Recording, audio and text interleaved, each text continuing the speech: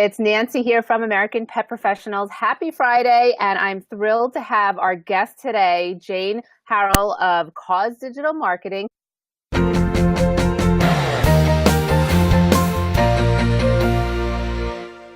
We are talking all about Jane's business, the pet industry, and content, marketing, social media, SEO, a few things. And I have a bunch of questions for Jane. So if you have a comment, you can put your comments in the comment section and ask us some questions, and we'll go from there.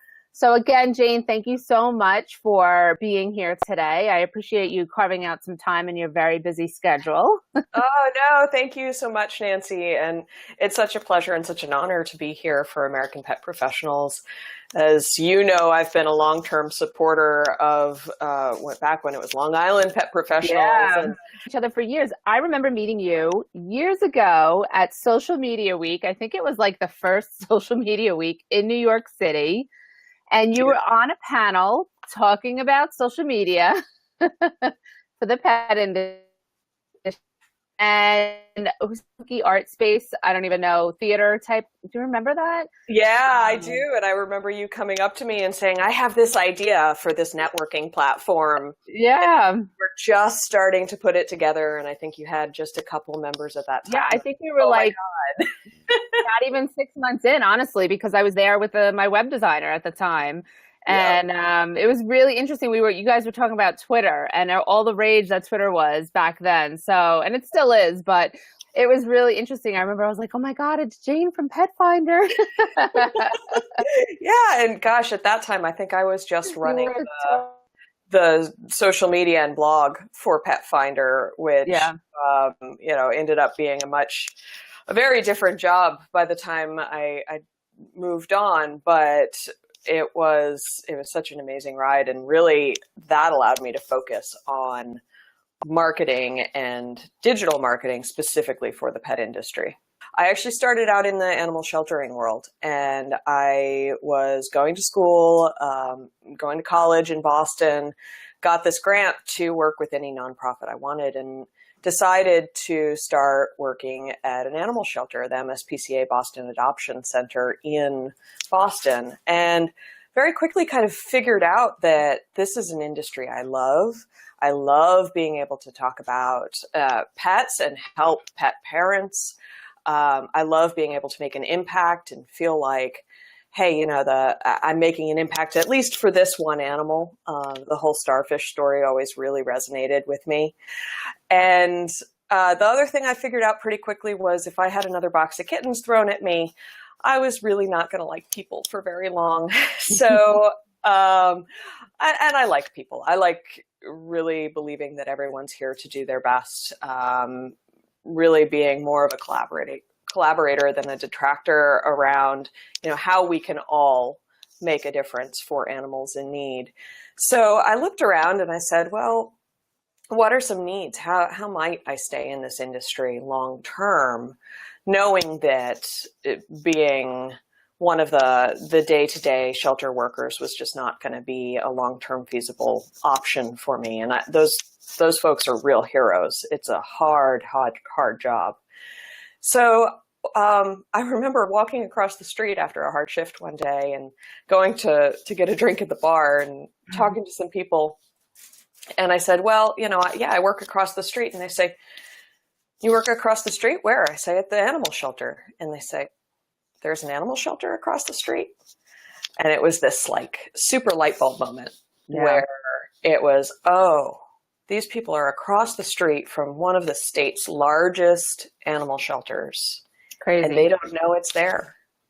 And that kicked off, of course, a whole wave of industry research and talking to people, and actually ended up designing an entire major around advocacy and writing for intercultural audiences and animal audiences. And then, of course, when I graduated school, I had to go out in the world and find a job that paid me. So I worked in kind of general marketing for a little while, but eventually ended up at Pet Finder being their social media and blog manager that turned into running the consumer site for Pet Finder. So everything that you would go go to petfinder.com and see was under me and my team, and as well as the marketing. I just want to interrupt. I think Pet Finder was the pioneering website for animal rescue, I think, because that's what I would go to. That's what everybody would go to. It was one of the very first things that you would do. Are you looking for a pet? Are you looking for a certain breed? Pet Finder was the thing to go to. And the days back then, it was, I didn't start in the super early days of Pet Finder because Pet Finder was actually one of the very first websites. It started in 1995 with Betsy and Jared Saul. Yeah. And it's had this just amazing rise. Maybe it was 97. I might have gotten that year wrong. But I started with them. Yeah, I started with them back in 2009, which digitally was still just a completely different world. Yeah. And we, when I was running the consumer side, I don't know where they stand now, but we were the world's largest pet website in number of page views, one of the largest in the just total reach. We were reaching in the millions, multiple millions of people every month. And I had the honor of actually project managing their very first iPhone app, which is not the current app on the market, but it was the one that was featured in the iPhone commercials. Wow. It was featured on Time Magazine, won a bunch of awards. It was just such an amazing, amazing experience, all to, as you said, help animals. And, right.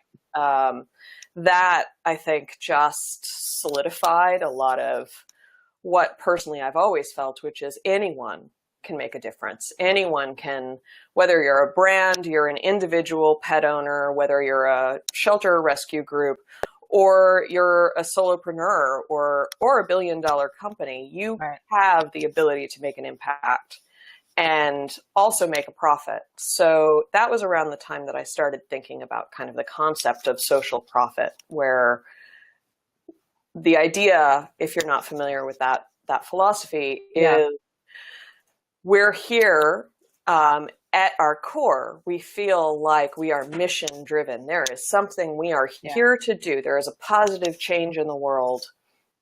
And that doesn't necessarily mean we're 501c3, but that means that there is some kind of core reason why we're doing what we're doing. Right. Positive impact. But at the same time, what I find with a lot of, say, my startup clients is the word profit is almost a dirty word. Right. Yeah. I watched a interview about that. I don't know if you know Adam Braun. Mm-hmm. Yep. So Promise of a Pencil is an amazing book. But yeah, it was a great spin because that's what they have a bit negative connotation when it's profit or social profit or how you're helping socially or how you're giving back with your for-profit business. Exactly. Yeah. And it's really funny because I'll now work for the big guys. I have some billion-dollar world leader companies. I regularly write for AHA magazine. I write for She Knows. There are a lot of the big guys that I'm working with, and then there are a lot of smaller and startups that our team works with. And the big guys get, okay, you need to be able to make money to be able to make the impact that you're trying to make. The little guys, I'm always talking to them about, look, profit's not a dirty word. You need to be able to be profitable so that you can sustain and continue to make even greater impact in whatever way you're trying to do. So that's kind of where it all started, was with Pet Finder, but then it's just solidified over the last 10 years in digital marketing for me. And that brought you to Cause Digital Marketing, which is a play on the social profit words, which I love because you're a for-profit company, but you're helping so many animals, you're helping so many companies that help animals. So it's really something that I think a lot of people stuck in the old school thinking need to move up to and understand, because I'm a profit business as well. And a lot of people ask me all the time, oh, aren't you a nonprofit? I'm like, no. I'm not an animal rescue, but I help a lot of animal rescues. I help a lot of, so it's a really interesting concept. So that brought you to Cause Digital Marketing, and you just celebrated your year anniversary recently. Yeah. Congratulations. Yeah, thank you. So tell me, what would you say that you help pet professionals with many aspects of their digital marketing needs? What do they usually come to you for? It's a great question. So it depends kind of on their size and what their needs are. But I find that a lot of our clients have this real, very concrete idea of why they're here in this world and what they want to do, what their business is and what their brand is, but they're not really sure how to get it out there, and then also how to track that back to making money, to being able to be profitable. And one thing that I've found is there's this funny kind of mashup of marketing these days where there's the idea of integrated multi-channel marketing, which has been around for ever, right? Yeah, forever now. But it conveys this sense of, okay, if you go out in multiple ways across Facebook, across your website, across PR, across organic and paid search, if you go out in all these different ways, you will be more successful. But then, of course, all of that costs money and time and resources. So what I do a lot and what our team does a lot is we have these fantastic experts who basically they're 24/7 in SEO, or they're 24/7 in social media. And these are a lot of jobs that I've had over the last years. Maybe they're 24/7 in content marketing these days.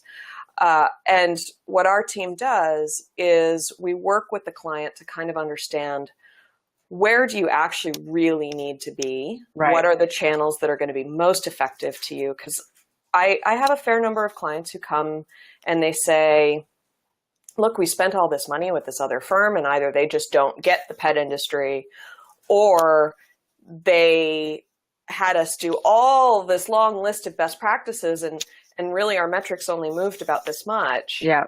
And we dive in and we discover, well, yeah, that's because we didn't have much room for growth in that one area.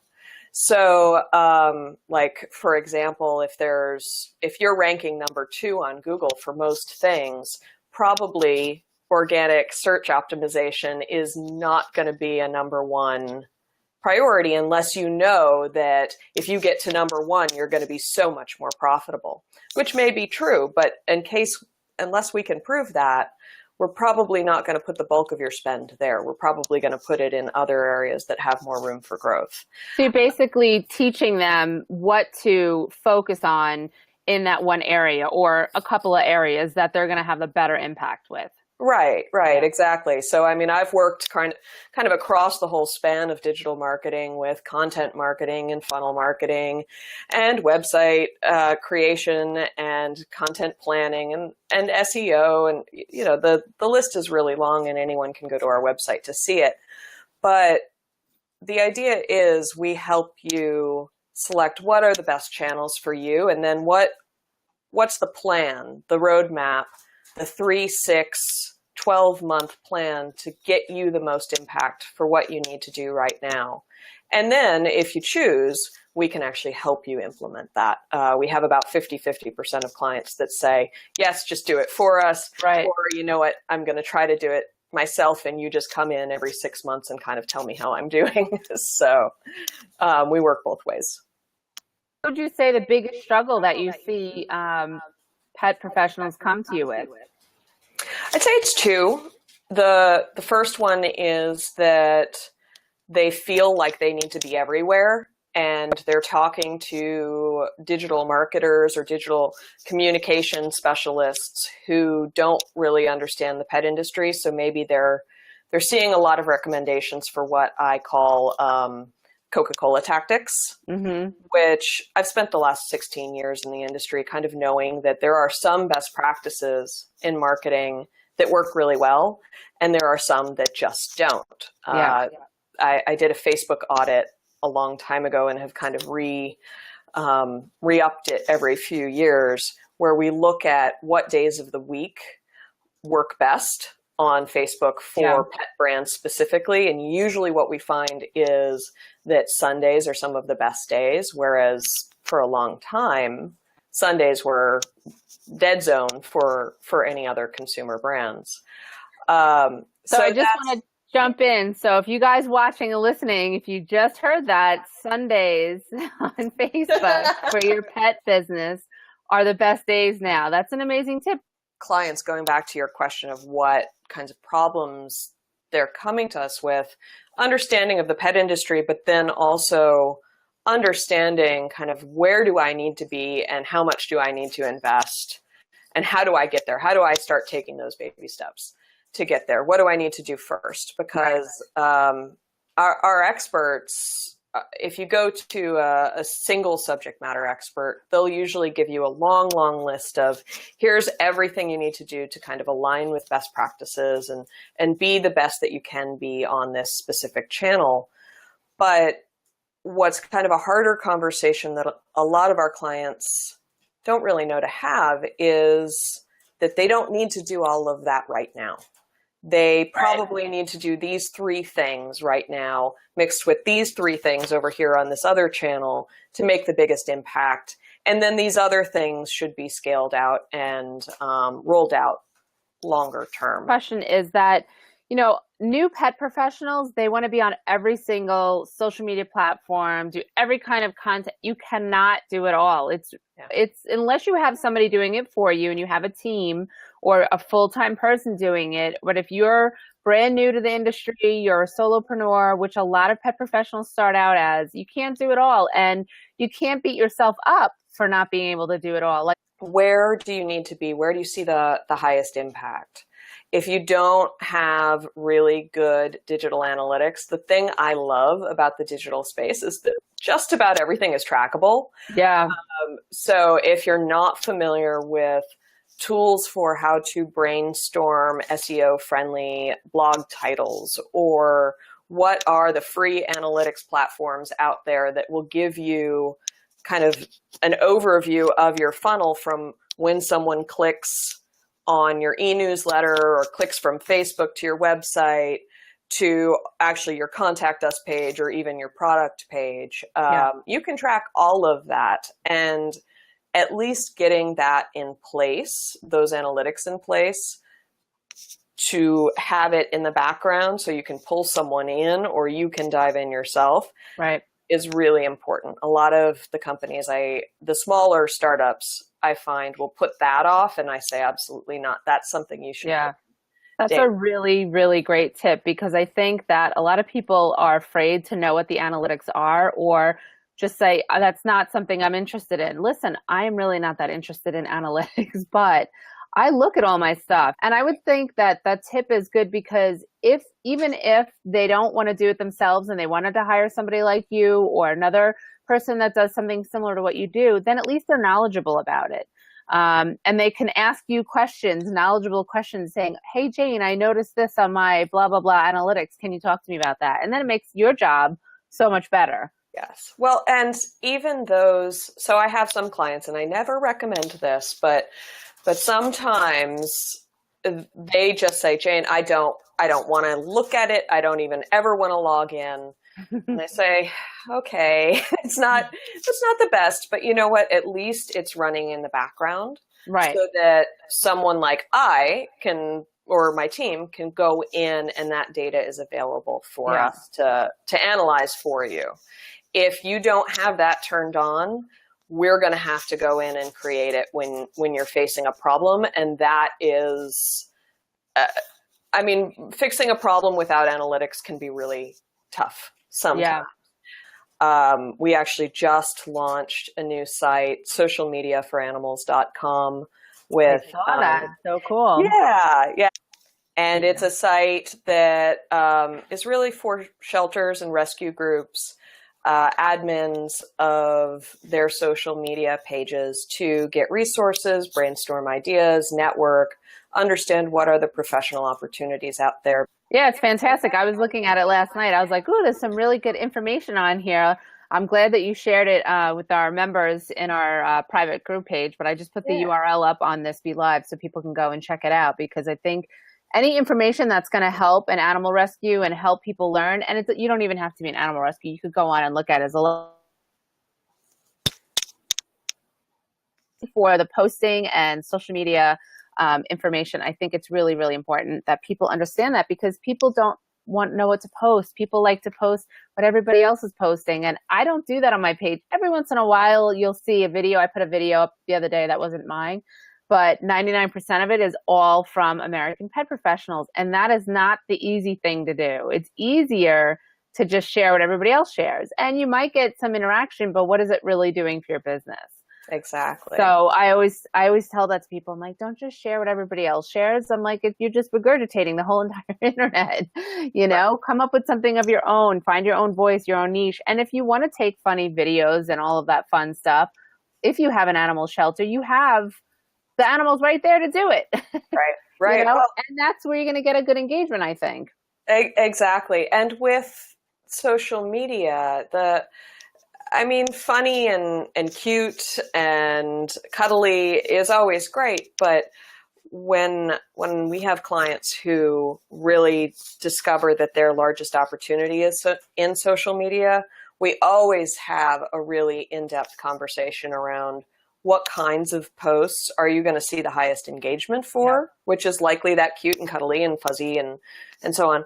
But then what do you actually need to achieve on this channel, and how do you strike that balance to make sure that those other messages are getting out there? And right now it happens to be that you usually need to spend some money. You need to do some Facebook ads, and there are some brands that I'm seeing have a lot of success with that, even though right now I know a lot of other brands are kind of struggling with it.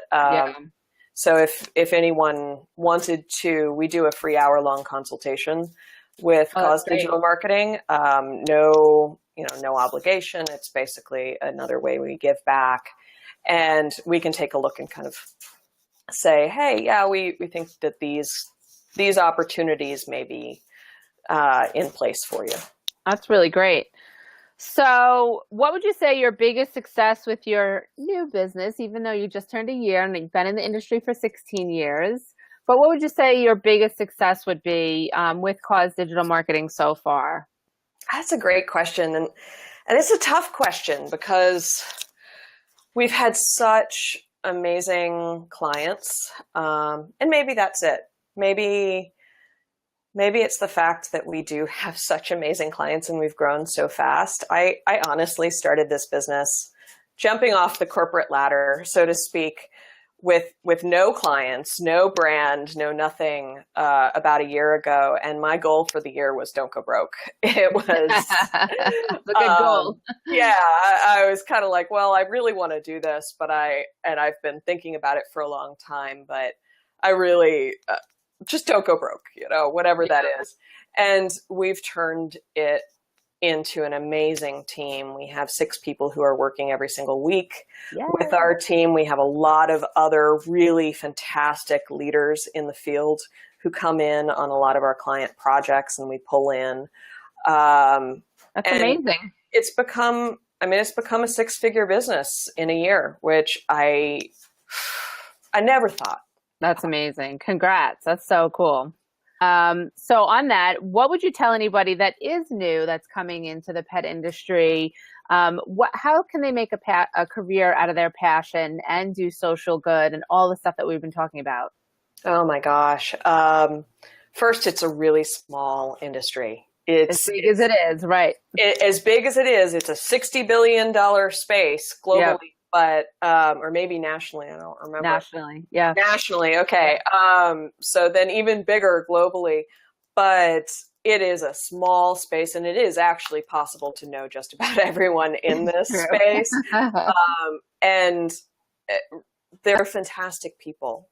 They're really open. They're here to help. There are a few detractors, of course, which you find in any space. Of course. But one approach that I've always found very important to me personally, but very successful in this pet space, is we're all here to achieve the same thing. We're all here because we love animals and because we want to make some kind of difference, no matter what that is. So let's help each other do that. And taking it a collaborative more than a competitive approach. That's how I founded American Pet Professionals. Those words right there. Let's work together instead of be competitive. Stop trying to copy each other. Let's work together. Oh my God, 100%. Yeah. Right, exactly. And then kind of just doing your due diligence, understanding what are the hot topics, what are the kind of no-nos or the missteps. I've had brands come to me sometimes with that are new to the pet space, I'd say, and they'll come to me with a photo for an ad of a kitten with a cute, cuddly ball of yarn. And I say, okay, that's probably not the best ad for a veterinary audience, considering that yarn kills cats. So understanding. Yeah. Not that it kills cats, but you know what I mean? Yeah. That it's so not the right image. Right. So understanding little nuances like that. You can learn them, just have conversations. People are here, I'm here, Nancy's here to help people succeed in this field. But understanding those little nuances is really important. It is really important. That's a really great tip too, is, especially in any part of the industry, is to really know what message that you're putting out there for your business or for your rescue is really vitally important. I love talking to new pet professionals or anybody joining in the industry, coming from another field, or even our youth now. I love talking to them and finding out what their passion is. And maybe their passion changes over the years. Maybe it started out as a dog trainer, but now maybe they want to evolve and become this, that, or the other thing. And I always think that's amazing. So what do you define as success for your business? That's a great question. And it's really, where can we help our clients or people in this industry make a living? Because that's what we all have to do. Right. And make a concrete, real difference for pets. Whatever that is, whether it's saving lives, whether it's enriching cats in the house, whether it's designing a new collar that's going to help dogs stay safer, whatever that may be, if we can help you find that sweet spot and digitally get it out there in a way that will work for you long-term and short-term, that's success. That's amazing. I love that. So what are you grateful for in your life and your business recently? Oh my goodness. So many things. Our clients, our team, I have to say that the Cause Digital team, we've been growing and growing and growing. I'd say as a new startup ourselves, the biggest issue has been having so much work that we've been recruiting pretty much nonstop. And I started out with a really good stable of fantastic experts and geniuses in their subjects. But I just recruited someone new last week, and awesome. am in talks with some others. So really thankful for that. Thankful for the work that our clients are doing. I'm someone who profit's not enough, survival's not enough, and that's probably come across pretty clearly in this chat. But they get me jazzed. They get me super excited for what's coming up in this space. And I'm so thankful to have the opportunity to kind of work with such a variety of them. And then these guys who, hold on one second, this little guy's been staring at me. Oh. All this whole time. Hi, buddy. So cute. This if is if you guys want to follow Captain, follow Jane on Instagram. She's always posting. So Captain is a special needs kitten. He is a failed foster, meaning I foster failure. Give him up. Yep. Could never give him up. He's our wobbly kitty. Oh, he's so cute. Was found about a year ago under a house in Pittsburgh by a fantastic rescue group. And then I personally had the chance to transport him from Pittsburgh to New York with the rest of his litter, and then up here to Maine to be with me and my family. So my furry and my not so furry family is such a support and such a reminder of why what we do is so important. Yeah. All our kids are rescues, and these guys, they keep me going. They so cute. Yeah, I know. I think that's one other thing is, we get so caught up in our social media and what we have to do on a day-to-day basis for the pet industry. I had a couple of our members email me this morning saying, I'm going to watch later. I'm already up running to a client's house. I think sometimes you just really need to reconnect with your pets. Like for me, I go and I take my dog on a long walk, or he'll sit there and literally stare at me if I'm on the computer too long. He won't cry. He won't paw at me. He'll just sit there and stare. I don't even think he blinks. So I'm like, all right, let's go for a walk. And, you have to remember that. And I think a lot of people, they just don't do it as often, or they're just so inundated and caught up. And I think it's really important to get, back in touch with why you started on a daily basis. Remember why you became that dog trainer, or why you developed this new collar, trying to get ready for Super Zoo or whatever show's coming up. You really have to, take that time with your pet, because unfortunately their lives are shorter than ours. So you really have to make sure that you, take that time and have fun with them. Absolutely. So Jane, is there anything else that you want to add before we go? Well, actually, just a little riff on what you just said, Nancy, because I so agree. It's so important to constantly remind yourself, no matter where you end up in this field. I've seen so many bright stars kind of burn out and move to other fields because they couldn't. It's a hard field. It's emotional. Yeah. One of my favorite things that Betsy Saul says is, in the pet industry, you combine all the things you're not supposed to talk about, from religion to sex to politics to death to all these things. So it's a hard field.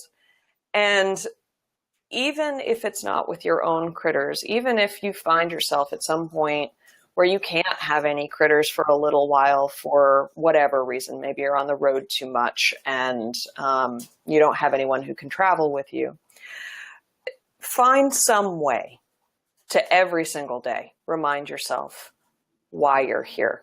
For me, it's my critters, but it's also the volunteer work that I still do. I do a lot of bird rescue. It's Advocats, the Advocats brand, that's going out there to help others make an impact. For me, that's what keeps me going, and on a hard day says, okay, I can get through this because this is important to me. Find what that is for you, and hold it, and do not let anyone or anything take it away. It's so true. Whenever I know somebody who's amazing in the pet industry and I find out that they're no longer in the pet industry, I'm like, no, you want to reel them back in. And some of them leave for a little while and then realize that was the mistake, and then they come back. But it always makes me sad when somebody leaves for a reason that maybe, if they surrounded themselves with the right people or just spoke to people on a daily basis. It can be rough if you're working by yourself. Even if you have a team around you, it can still be a lonely space, depending on what you're doing. So I totally agree. That's amazing. So where can people find you online? Speaking of online. Yes. So if you visit www.cause, CAUSE, digitalmarketing.com. And if you want to take advantage of that hour free consultation, just go to the contact us, email us there, and we'll get it scheduled. That's awesome. Thanks so much, Jane. I really appreciate your time. Thank you so much. Nancy, you have a great group here. I am so excited to have done this. Thank you so much. All right. Bye, everybody. Happy Friday.